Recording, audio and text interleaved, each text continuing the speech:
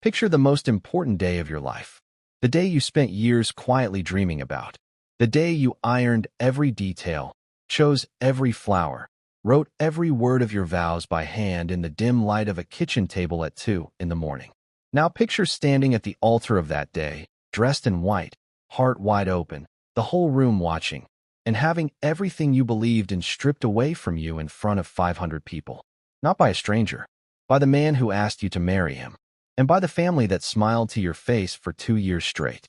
Now picture staying completely calm, saying nothing, turning around, and walking out, not because you were broken, but because you already knew something they didn't, something that would change everything. That is where this story begins. And I promise you, by the time we reach the end of it, you will understand why the quietest person in that room turned out to be the most powerful one in it. Her name was Caroline Reeves. And if you had passed her on the street on any given Tuesday in Columbus, Ohio, you would not have looked twice. She was 31 years old. She drove a 2016 Honda Civic with a small crack in the rear bumper she kept meaning to fix. She rented a 2-bedroom apartment on the east side of the city, the kind of building with a laundry room in the basement and a parking lot that floods every spring. She worked as a senior analyst at a regional accounting firm, brought her lunch to work in a brown paper bag, and bought her clothes almost exclusively from clearance racks. She had 2 close friends, her college roommate Dana, and a woman named Patrice from her office. She did not have a large social circle. She did not have an Instagram account. She did not have a personal brand. What Caroline Reeves did have, tucked inside a sealed legal envelope inside a locked fireproof safe inside the closet of her modest Columbus apartment, was a document that would have changed how every single person in her life treated her. She just wasn't allowed to use it yet. And so she waited, quietly, methodically, with the kind of patience that most people never develop because they never have to. She waited, and she watched, and the people around her had absolutely no idea what was coming. Before we go any further, before we get into what happened at that altar, who the Hargrove family really were, and what Caroline did in the 2 years that followed, let us know in the comments where you are watching from. We would love to hear from you. And if you are not subscribed yet, hit that subscribe button right now so you never miss any of our upcoming videos. Because I promise you, this channel does not do filler. Every story we tell is worth every minute of your time. Now, 3 questions are going to follow you through the next hour. First, why did a woman who knew she was sitting on one of the largest private fortunes in the state of Ohio agree to a wedding that her gut told her was wrong? Second, what did the Hargrove family actually want from Caroline, and how far were they willing to go to get it? And third, when the 5-year waiting period on her father's estate finally expired, what was the very first thing Caroline Reeves did with $4.9 billion? The answers will surprise you. Let us start at the beginning. Caroline Reeves was born on March 7, 1990, in Dayton, Ohio, to Robert and Linda Reeves. Robert Reeves was, by every outward appearance, a modestly successful man. He drove American-made trucks, wore the same 3-wool blazers on rotation, made his own coffee at home every morning, and coached his daughter's youth softball team on Saturday mornings for 6 consecutive years. He was the kind of man who remembered your name, asked about your mother, and meant it when he did. The neighborhood loved Robert Reeves. His employees loved Robert Reeves. His daughter absolutely worshipped him. What the neighborhood did not know, what almost no one knew, including Caroline for the first 22 years of her life, was that Robert Reeves was not simply a modestly successful man. He was one of the most quietly, strategically, deliberately wealthy men in the state of Ohio. Over the course of 30 years, Robert had built and systematically acquired a portfolio of commercial real estate holdings, energy infrastructure investments, and regional banking partnerships that had grown, by the time of his death, into a privately held empire valued at just under $5 billion. He had never put his name on a building. He had never given an interview. He had never appeared on a list. He had spent 30 years making sure that almost nobody knew what he had built, because Robert Reeves understood something that most wealthy people do not. The moment people know what you have, they stop seeing who you are. He died on a Tuesday in October, 2 weeks after Caroline's 26th birthday, from a cardiac event that his doctors said was both sudden and unsurvivable. He was 61 years old. He had not been sick, as far as anyone knew. He had seemed, to everyone who loved him, like a man who had decades left. Caroline was at her desk at the accounting firm when she got the call. She drove to the hospital alone and sat in a waiting room chair for 4 hours before a doctor came to tell her what she already somehow knew when she left the office. She did not cry in the hospital. She drove home, sat in her car in the parking lot of her apartment building for 45 minutes, and then went inside and made herself dinner because her father had always told her that the most important thing to do after a hard day was eat something warm and sleep if you could. 3 weeks after the funeral, she sat in the office of her father's attorney, a man named Gerald Fitch, in a building downtown that smelled like old coffee and paper. Gerald Fitch placed 2 documents on the desk between them. The first was the will. The second was what Gerald called the conditional addendum. Robert Reeves had left everything. Every property, every investment account, every partnership stake, every dollar, to his only child. But there was a condition. A 5-year condition. For 5 full years following the date of the will's execution, Caroline was prohibited from accessing, spending, disclosing, or in any way leveraging the existence of the estate. She was to live exactly as she had been living. No upgrades. No announcements. No exceptions. If she violated the condition in any material way, the estate would be redirected to a list of charitable foundations her father had pre-selected. Gerald Fitch slid a single handwritten letter across the desk. It was from Robert. It said, in his careful, looping handwriting, "I spent 30 years watching people change the moment they knew what I had. I want you to know who loves you before the money finds you. Wait. Watch. You'll understand why." Caroline met Stephen Hargrove 14 months after her father's death at a going-away party for a mutual colleague named Jeff Albright, held at a sports bar in the Short North neighborhood of Columbus. Stephen was tall, broad-shouldered, and had the kind of easy confidence that fills a room without demanding it. He was funny in a dry, deadpan way that Caroline found disarming. He asked her what she did and actually listened when she answered. He asked a follow-up question. He remembered the name of the firm she mentioned when he texted her 2 days later. On their first date, he took her to a Vietnamese restaurant on 5th Avenue that she had wanted to try for months, but never gotten around to. He ordered in a way that suggested he had actually read the menu. He asked her about her father when she mentioned him in passing, and he did not fill the silence that followed with something clumsy.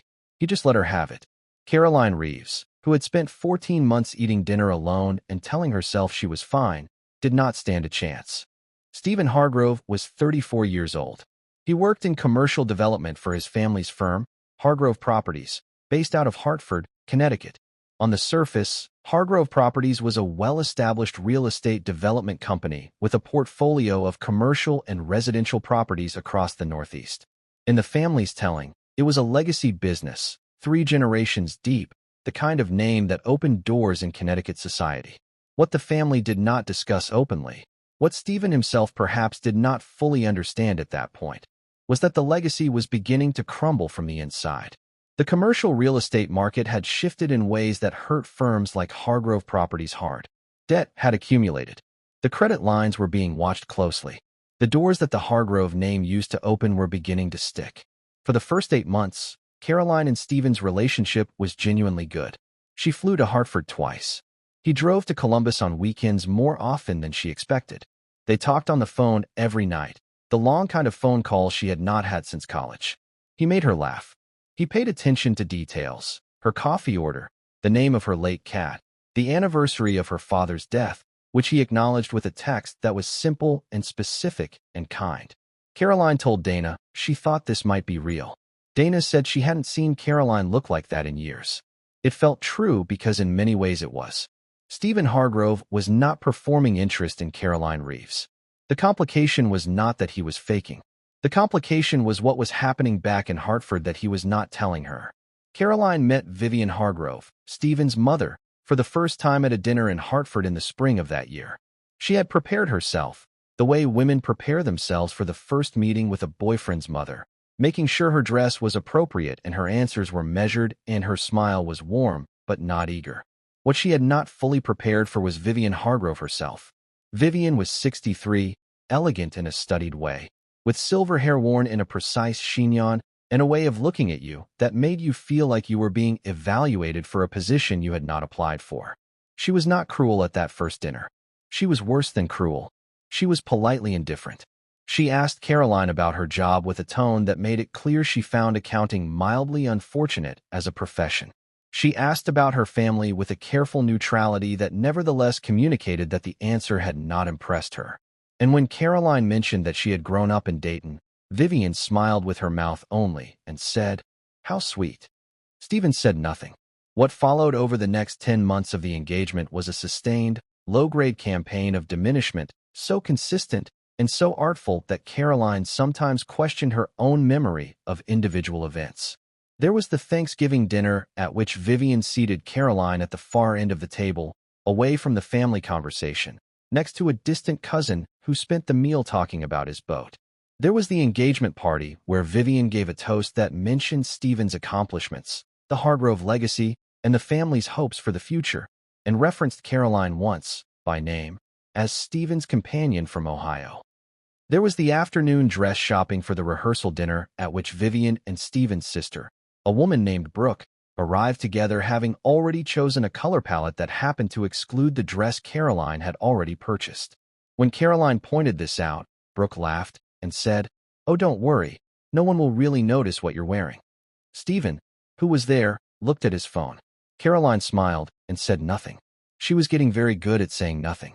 Because here is what nobody in the Hargrove family understood about Caroline Reeves. She was not quiet because she was weak. She was not passive because she was defeated. She was quiet in the way that a person who knows exactly what cards they are holding is quiet at a poker table. She was watching. She was filing. And every small cruelty, every dismissal, every moment Stephen looked away when he should have stood up, she noted it. Not with bitterness, exactly. With a clarity that would prove, in time, to be worth more than anything the Hargrove name had ever opened. The morning of April 22nd began the way all catastrophic days do, quietly, and with the illusion of normalcy. Caroline was awake before her alarm, as she almost always was on days that mattered. She had slept 4 hours, not from anxiety, she would tell Dana later, but from a kind of heightened alertness that had been building in her for weeks. She showered, made coffee, and stood at her kitchen window in her hotel robe for a long time, watching the early light come up over the parking lot of the Hargrove family's preferred venue, the Whitmore Estate in Simsbury, Connecticut, a property that the family had used for generations of events and that Vivian had insisted on for the wedding as though the question of the venue had never been open for discussion. The Whitmore Estate was, by any measure, a spectacular place. 16 acres of manicured grounds, a stone chapel that seated 600, a grand reception hall with ceilings that made people feel appropriately small, and a catering operation that had been running for 40 years without a visible imperfection. It was the kind of place that announced, simply by existing, that the people inside it were significant. Vivian Hargrove loved it for exactly that reason. Caroline had agreed to the venue the way she had agreed to many things in the past 2 years, with a smile and a private notation in the ledger she was keeping inside her own head.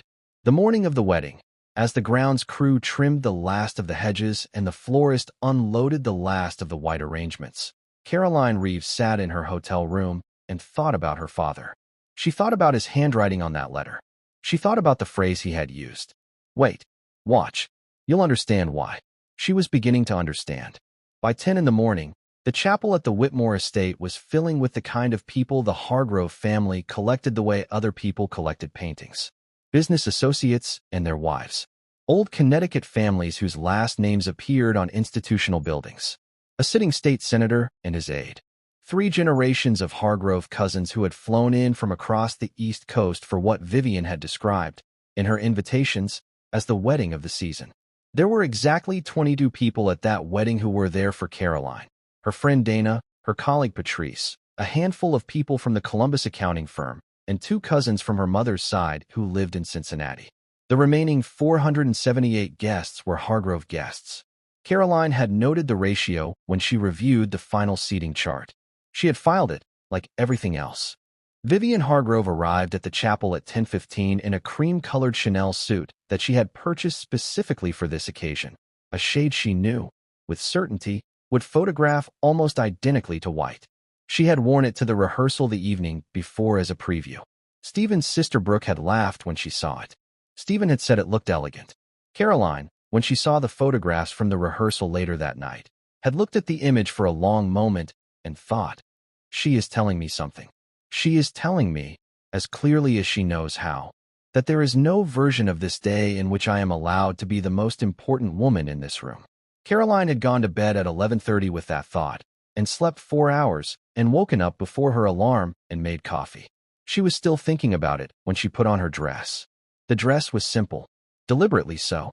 Caroline had considered, at various points during the engagement, whether to spend the kind of money a Hargrove wedding seemed to demand on a gown. She had the capacity to do so, technically, in the limited ways her father's condition permitted. There were small personal expenditure allowances in the estate agreement for major life events. But she had decided against it, partly because extravagance was not in her nature, and partly because, at some level, she was not fully ready to articulate to herself, she did not want to give this wedding everything she had.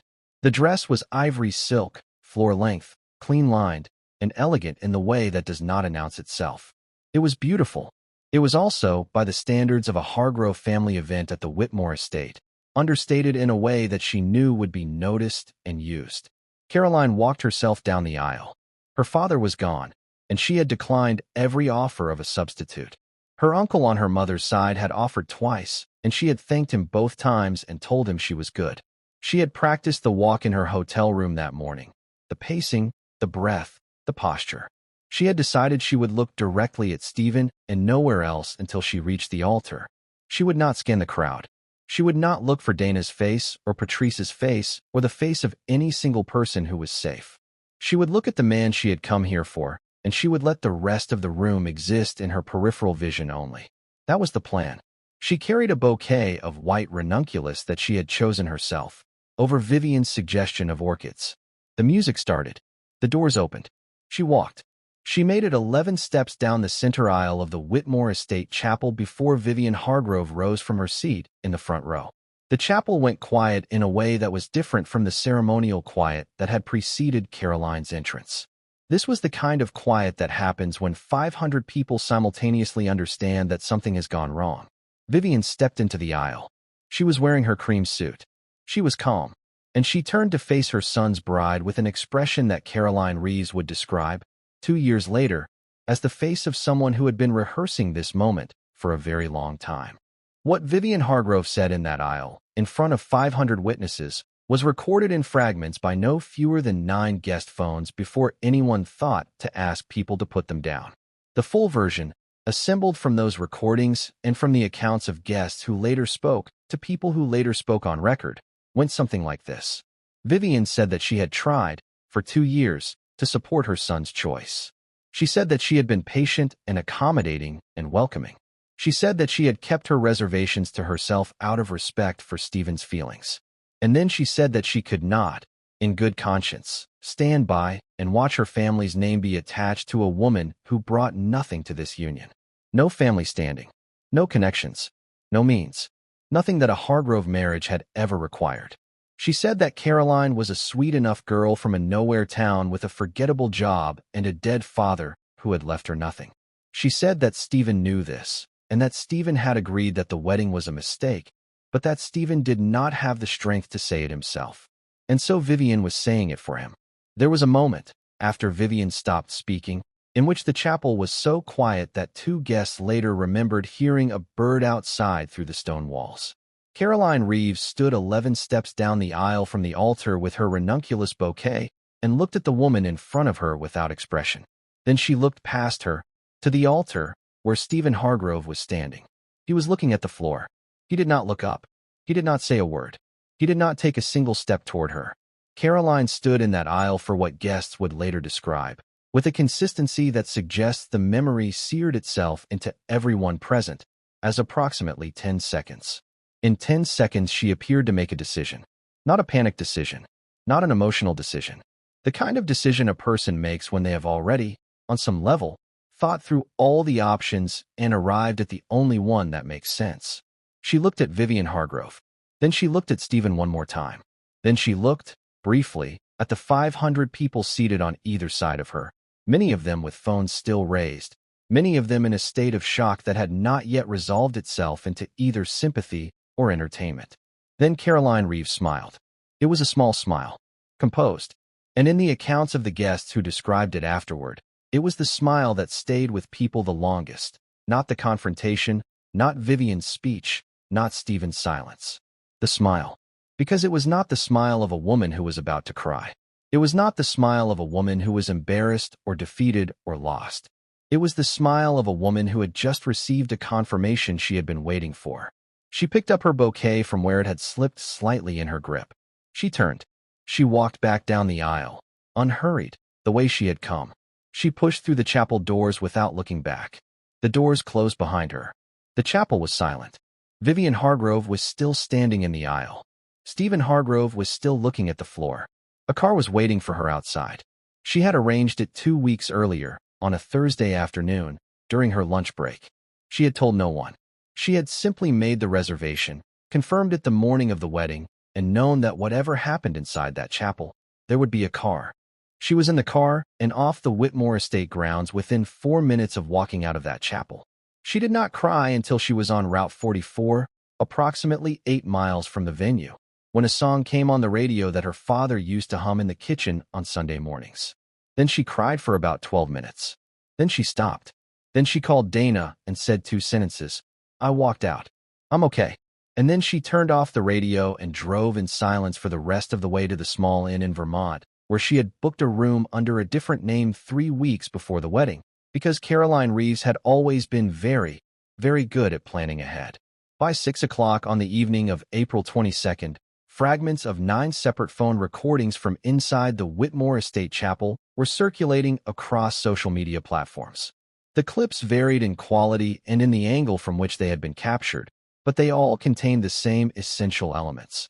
A woman in a cream Chanel suit standing in a wedding aisle, speaking with great composure about the inadequacy of a bride. A bride in an ivory dress, standing still, saying nothing. And a groom at the altar, looking at the floor, also saying nothing. The clips spread in the way that truly resonant content always spreads, not because they were sensational for their own sake, but because they pressed on something real, something that a very large number of people recognized from their own lives. The powerlessness of standing in a room and being told, by people who have decided they have authority over you, that you are not enough. And the extraordinary, almost mythological image of a woman choosing, in that moment, to simply turn and leave. By midnight, the wedding had a hashtag.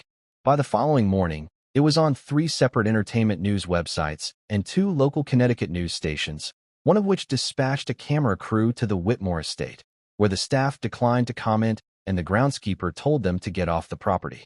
A morning talk show host described it as the most dignified exit in wedding history. A different commentator described Caroline as having no backbone for not confronting Vivian directly, which generated 40,000 replies in 6 hours, the overwhelming majority of which disagreed with considerable force. The Hargrove name, which Vivian had spent that morning wielding as a weapon, was now attached to a viral story about a mother-in-law who had humiliated a quiet woman from Ohio at an altar in front of 500 people. What was conspicuously absent from all of this coverage was any information about Caroline Reeves herself. Journalists who attempted to research her found remarkably little. A LinkedIn profile that had not been updated in 2 years. No personal social media presence. No photographs beyond what had been tagged by others. No public records of note. One reporter for a Hartford-based digital publication described the situation as, either she is the most private person I have ever tried to research, or she simply does not want to be found. He published those words without understanding, at the time, how precisely correct the second option was. Caroline Reeves did not want to be found. She had spent 5 years making herself unfindable. And the reason for that, the real reason, was sitting in a fireproof safe in a closet in Columbus, Ohio, waiting for 1 more week. Inside the Whitmore estate, the events of the ceremony's aftermath were described by multiple attendees as surreal. The 500 guests who had assembled for a wedding found themselves in a reception hall that had been prepared for a celebration that was not going to happen.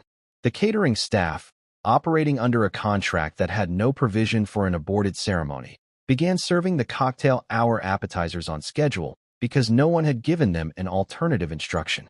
Guests stood in small clusters near the bar, speaking in low voices, unsure whether to leave or stay. Several of the Hargrove family's business associates departed within the first 30 minutes. The senator's aide made 2 phone calls, and they were gone by 5. The flowers, $5,000 worth of white arrangements, stood in their vases and slowly began the long process of beginning to wilt. Stephen Hargrove did not leave the chapel immediately. Witnesses said he stood at the altar for several minutes after the doors closed behind Caroline, in a posture that one guest described as someone who had been unplugged. His sister Brooke went to him eventually and walked him to a side room. Vivian, by multiple accounts, returned to her front row seat and sat with the stillness of someone who believed they had done the right thing and intended to maintain that belief in the face of mounting evidence to the contrary. She did not appear to understand, in those first hours, what she had set in motion. She believed she had protected the Hargrove name. She believed that the viral attention would pass and the business of returning to normal would resume. She did not know about the legal document in the safe in Columbus. She did not know about the 5-year clock. And she did not know that, in 6 days, every assumption she had ever made about Caroline Reeves was going to be rendered not just wrong, but catastrophically, irreversibly, expensively wrong. The bill for the wedding, the venue, the catering, the flowers, the photographer, the string quartet, the transportation, the rehearsal dinner the evening before, the welcome bags distributed to out-of-town guests at their hotels, totaled $312,000. The Hargrove family had committed to covering the full cost, which had been Vivian's insistence from the beginning, a point she had made repeatedly to Caroline and her late father's memory as evidence of the family's generosity. The cancellation window had passed weeks ago. Every vendor was owed their full amount. The catering alone was $78,000, and they had served 4 courses to 500 people who had nowhere to go and nothing else to do. The Hargrove family would be paying that bill in full, and the Hargrove family, as of that April evening, could not comfortably afford it. Caroline Reeves arrived at the Birchwood Inn in Stowe, Vermont, at approximately 8:15 on the evening of April 22nd. She had driven 7 hours with 1 stop for gas and a bottle of water. She had not eaten since the small breakfast she'd managed at the hotel that morning. She checked in under the reservation she had made in the name of C. Harper, her mother's maiden name, paid in cash, and went to her room on the 3rd floor with a view of the mountains that she did not look at until the following morning. She ordered room service, ate half of it, and sat on the edge of the bed for a long time in the silence of a room that had no connection to anything that had happened that day. She did not open her phone. She had turned it off somewhere on the Connecticut-Massachusetts border and had not turned it back on.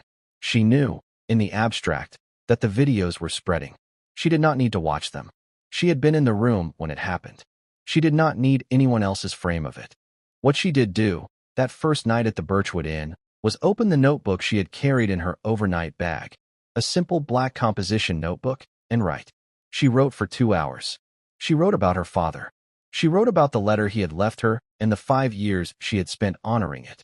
She wrote about what she had believed about Stephen and when she had begun to stop believing it, and how long she had continued anyway, because leaving a good story is hard even when the story has stopped being true.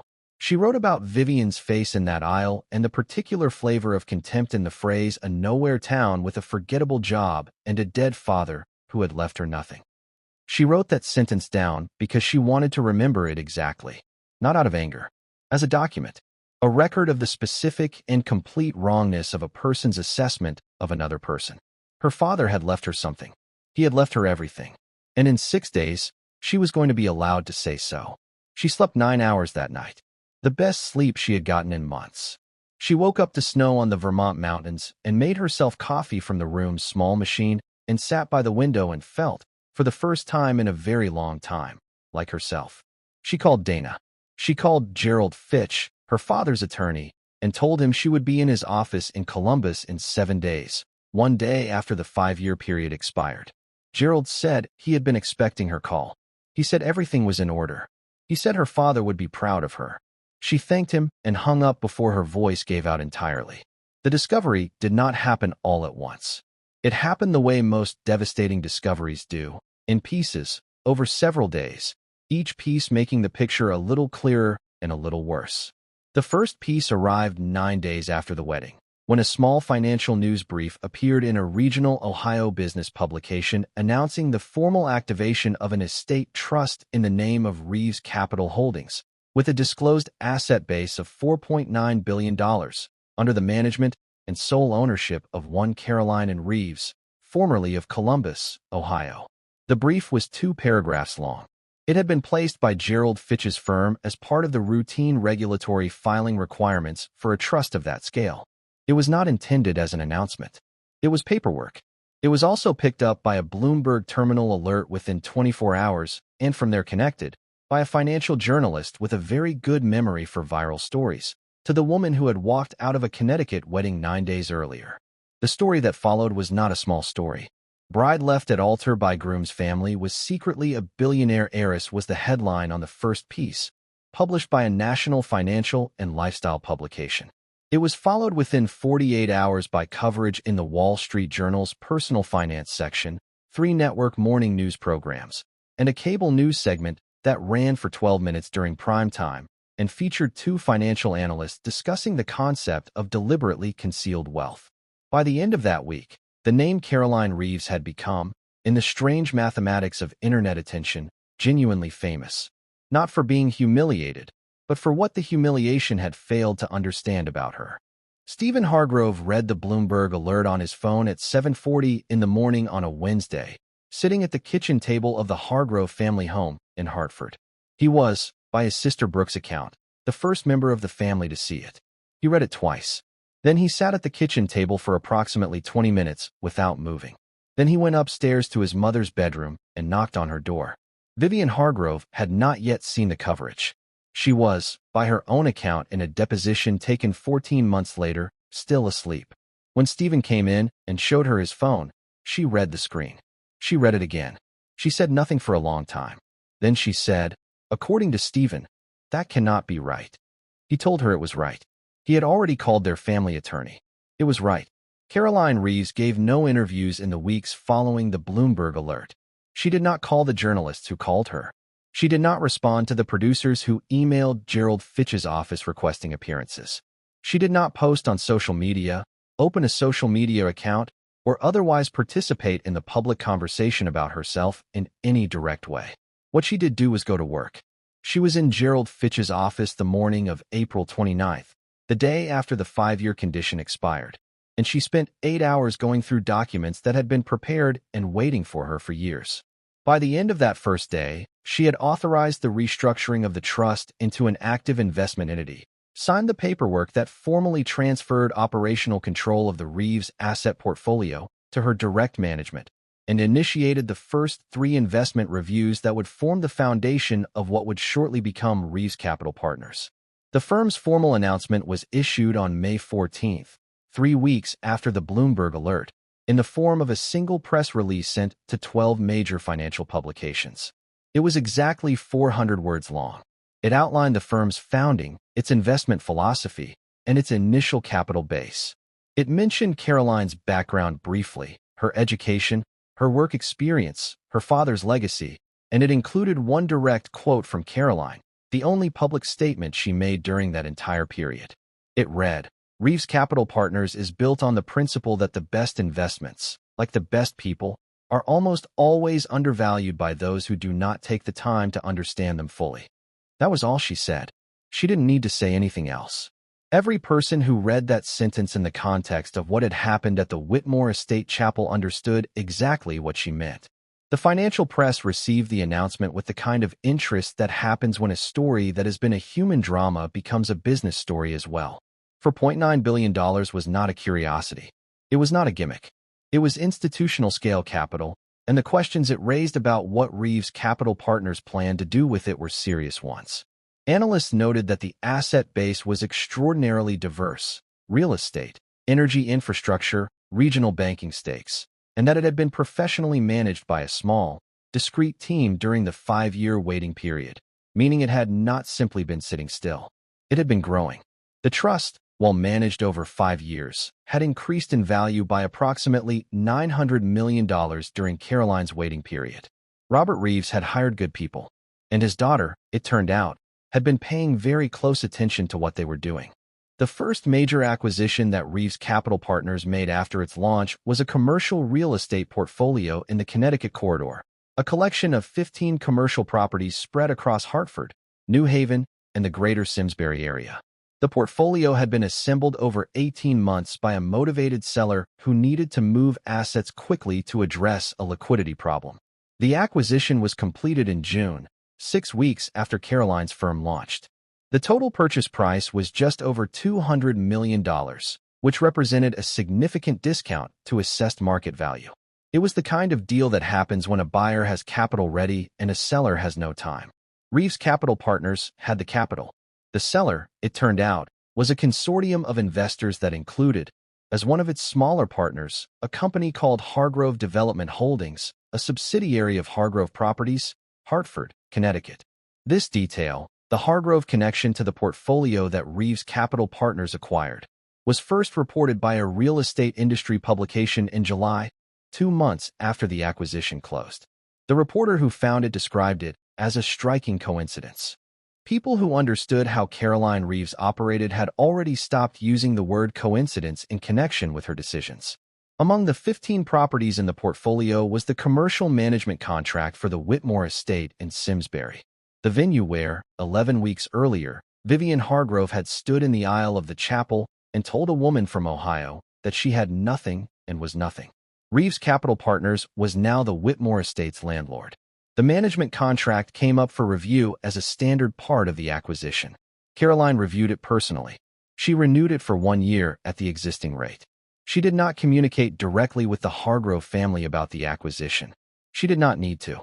When a journalist from the Hartford Courant called Gerald Fitch's office to ask whether the acquisition of a portfolio that included Whitmore Estate was intentional, Gerald Fitch said that his client did not comment on the strategic rationale of individual investments. When the journalist asked whether Caroline Reeves was aware of the Hargrove connection to the portfolio before purchasing it, Gerald said that his client conducted thorough due diligence on all acquisitions. The journalist published the exchange verbatim. It was the most read piece the Hartford Courant published that year. There is a detail in this story that I want you to sit with for a moment, because I think it is the part that matters most. Robert Reeves did not design the 5-year condition in his estate to punish his daughter or to test her endurance. He designed it specifically because he had watched, over a lifetime of quietly accumulating extraordinary wealth, the way that money changed relationships before it even entered a room. He had watched people he cared about get used by people who claimed to care about them. He had watched his own younger brother be taken advantage of after a modest inheritance. He had decided, with the deliberate care he applied to every important decision, that his daughter would not enter the world of real wealth until she had first had the chance to see who showed up for her when there was nothing materially obvious to show up for. The 5-year waiting period was not a punishment. It was a filter. It was the most expensive, most precisely designed filter in the history of private estate planning, and it worked exactly as Robert intended. Every person who loved Caroline during those 5 years loved her for Caroline. Every person who dismissed her, who condescended to her, who treated her as insufficient or unworthy, they revealed themselves at their own pace and in their own way, completely unaware that they were being watched by a woman who was already, in legal and financial terms, one of the wealthiest people they would ever encounter. The Hargrove family had not been unlucky. They had not been set up. They had been exactly, precisely, surgically themselves. And the record was complete. 7 months after the wedding, in November of that year, Stephen Hargrove sent Caroline a letter. It was handwritten, in blue ink, on plain white paper, not Hargrove family stationery. It was 4 pages long. Caroline's attorney received it and confirmed receipt to Stephen's attorney, who had coordinated its delivery. Caroline read it once, in her office, on a Tuesday afternoon between 2 meetings. She did not read it again. The letter, as summarized in a legal disclosure document filed as part of a subsequent civil proceeding, expressed several things. It expressed remorse, not about the estate. Stephen was explicit about that, but about the pattern of silence that had defined his behavior throughout their relationship. He wrote that he had told himself, for 2 years, that staying quiet during his mother's treatment of Caroline was a form of neutrality, a way of keeping peace without taking sides. He said he understood now that there are no neutral positions when someone you claim to love is being diminished in front of you. He wrote about the morning of the wedding and the moment when Caroline had walked out, and he said he had known, in that moment, that he had made a mistake that could not be undone by explanation or apology, that there are moments when a person's actions define them permanently, and that his silence at the altar was one of those moments. He said he was writing the letter not because he expected a response or a reconciliation, but because he thought she deserved to have it said by someone who owed it to her. It was, by the account of Gerald Fitch, who read it as part of his review of correspondence sent to his client, a genuinely remorseful and well-written letter. Gerald said that when he gave it to Caroline and she asked for his assessment, he told her it was the letter of a man who had finally understood something important, approximately 2 years after the moment it would have done any good. Caroline nodded. She placed the letter in a file folder. She went back to her afternoon meeting.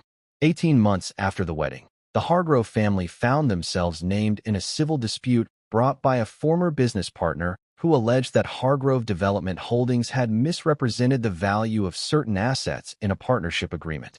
The case proceeded to discovery, and during the deposition phase, Vivian Hargrove was called to testify. She was represented by counsel. The deposition lasted 4 hours. In the third hour, opposing counsel asked Vivian a direct question. At the time of the wedding, had Vivian Hargrove conducted any investigation into Caroline Reeves' financial background, family history, or personal assets? Vivian answered, under oath, that she had not. She said she had made her assessment of Caroline based on what was observable: her apartment, her job, her car, her manner of dress, her social circle, her apparent family background. She said she had not felt that a formal investigation was warranted. She had seen what she saw and made a judgment.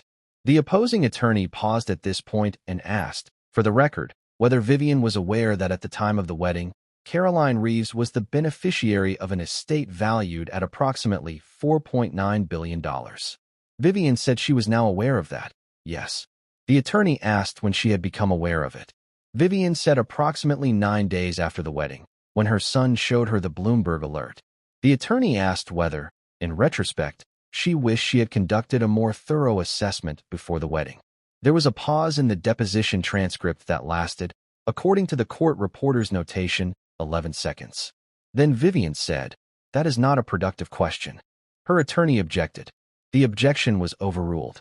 The deposition transcript became public record when the case proceeded to filing. It was reported on by 4 publications in the same week. The phrase, "that is not a productive question," became, briefly, one of the most quoted lines in Connecticut legal circles that year. What it represented, to everyone who read it, was the moment a woman who had built her entire identity around the power of the Hargrove name was forced to confront, under oath, in front of a court reporter and 2 attorneys, the full and irreducible cost of deciding who someone was before you had any actual information about them. Vivian Hargrove had stood in that aisle and announced, to 500 people, that Caroline Reeves had nothing and was nothing. She had done it without a single fact, without a single document reviewed, without a single question asked of the right person. She had done it entirely on the basis of a modest car and a clearance rack dress and a quiet manner and an address in Columbus, Ohio. It was, in its own terrible way, a masterclass in the most expensive kind of arrogance, the arrogance of certainty without evidence. And Caroline Reeves, who had spent 5 years learning that you never tip your hand before you need to, had simply let her run it all the way to its end. Today, Reeves Capital Partners manages assets in excess of $6.2 billion and has offices in Columbus, New York, and Denver. Caroline Reeves serves on the boards of 3 nonprofit organizations, 2 of which focus on financial literacy programs for first-generation college students, a cause her father had supported quietly and privately for the last decade of his life. She has given one print interview, in a publication called Midwest Business Quarterly, in which she discussed her firm's investment philosophy for approximately 800 words and mentioned her personal life not at all. The interviewer asked, at the end of the conversation, whether she had any message for people who had followed her story. She said she wasn't sure she had a story in the way that people seemed to want one. She said her father had given her a strategy and she had followed it, and the strategy had worked. That was all. Stephen Hargrove relocated to Providence, Rhode Island, approximately a year after the wedding, where he works in commercial insurance. He is not remarried. He does not appear publicly or professionally under the Hargrove property's name. Brooke Hargrove married a man from Greenwich and moved to Florida. Vivian Hargrove sold the Hartford family home 18 months after the civil suit settled and moved to a smaller property in Westport. She is, by all accounts, retired from public life. The civil suit itself settled out of court, with terms undisclosed. Hargrove Properties filed for voluntary restructuring protection 14 months after the wedding. The restructuring was completed, but the firm operates today at a fraction of its former scale. The Hargrove name still opens some doors in Connecticut, fewer than it used to. The Whitmore Estate in Simsbury, Connecticut, is still operating as an event venue. It still hosts weddings. Reeves Capital Partners renewed the management contract twice after the initial one-year renewal. The chapel still seats 600. The aisle is still the same length it was on April 22nd of that year. The bird that two guests remembered hearing through the stone walls. Nobody ever identified what kind of bird it was. It does not appear in any of the phone recordings. It exists only in the memory of the people who were sitting in that room when everything changed. Here is what I want to leave you with, and I want you to really think about this, because I have been thinking about it since I first came across this story. What Vivian Hargrove did in that chapel was not, in the end, unusual. It was extreme in its setting and its public nature, but the fundamental act, looking at a person and deciding you know exactly who they are and what they are worth based on the surface presentation of their life, is something that happens every day, in every city, in every social and professional environment in this country. We do it constantly. We make snap judgments about people's education, their prospects, their intelligence, their character, based on their car and their clothes and their address and their vocabulary and the confidence or the lack of it in how they hold themselves in a room. Robert Reeves knew this. He had spent 30 years being the subject of that judgment in reverse, being underestimated because he chose not to display what he had built. And he designed a 5-year test for his daughter not because he was vindictive or theatrical, but because he understood that the only people worth building a life around are the ones who see you before they see your circumstances. The people who ask a follow-up question. The people who let the silence sit without filling it with something clumsy. The people who show up on a Tuesday in October when you have nothing to offer them but your company. Caroline Reeves did not revenge herself on the Hargrove family. She did not orchestrate their downfall. She did not chase the story or magnify her humiliation for sympathy or capital. She did what her father taught her to do. She waited. She watched. She worked. And when the time came, she was ready in a way that had nothing to do with wealth and everything to do with character. The $4.9 billion was the instrument. The character was the thing. It was always the thing. And that, I think, is what stays with you longest about this story. Not the drama of the chapel. Not the viral moment or the Bloomberg alert or the deposition transcript. What stays with you is the image of a woman standing in an aisle with a bouquet of white ranunculus, hearing everything that could be said about her insufficiency and choosing, with the full, quiet authority of someone who knows exactly who they are and what they have, to smile and turn around and walk out into a morning that was still entirely hers. I want to ask you something before we close, and I genuinely want to hear your answer in the comments. When you think about the moment Caroline stood in that aisle, 10 seconds, a small smile, and then she turned and walked out, what do you think was going through her mind in those 10 seconds? Some people who have watched this story believe she was heartbroken and simply controlled it. Others believe she felt nothing by that point, that the relationship had already ended for her long before the wedding day. And there is a third possibility that I find the most compelling, which is that in those 10 seconds she felt both of those things simultaneously, grief and clarity at once, the way you sometimes do when something you half expected finally arrives. Tell me what you think. Drop it in the comments. I read them. And here is the second question, the one that I think cuts closer to home for most of us. Has there ever been a room in your life, a job interview, a family dinner, a first meeting with someone's parents, a social situation where you felt judged before anyone had asked you a single real question, where you felt what Caroline felt in that aisle? The particular, specific indignity of being assessed and dismissed by people who had not done the work of actually knowing you? Because I think most people have a version of that room in their memory. And I think that is exactly why this story spread the way it did. Tell me about yours. The comments on this channel are full of people who understand. And if this story moved you in any way, If you found yourself still thinking about it an hour from now, still turning over the image of that smile, or the words in Robert's letter, or the 11-second pause in Vivian's deposition, that is what we build this channel for.